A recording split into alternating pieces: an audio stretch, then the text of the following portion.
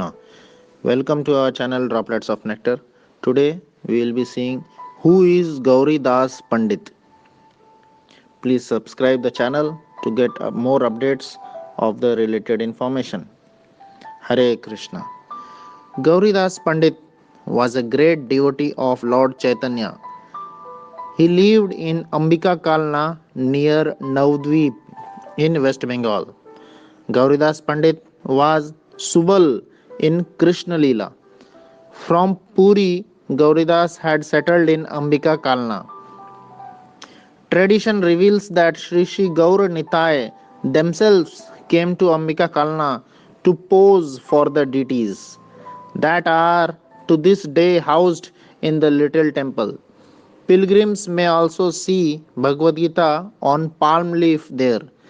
Verses that are said to have been written by Mahaprabhu himself.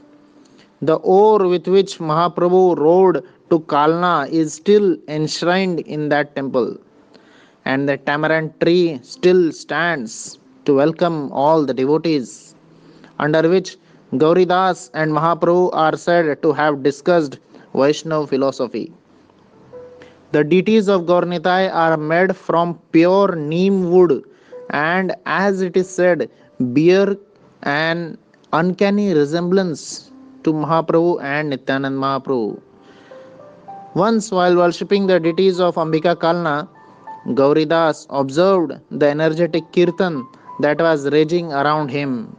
As the pujari, the presiding priest, he could not participate but had to instead serve the deities by offering the arati in the temple ceremony. So he was busy in offering the arati of standard items with steady hand.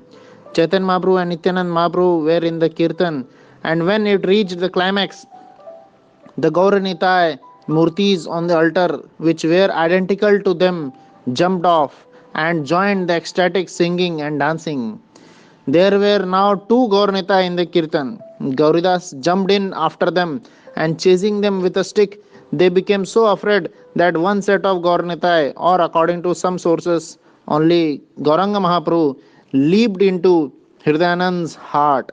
The other set sprang back into the altar. And hence, from this point on, Hridayanand came to be known as Hridoy Chaitanya for Mahaprabhu.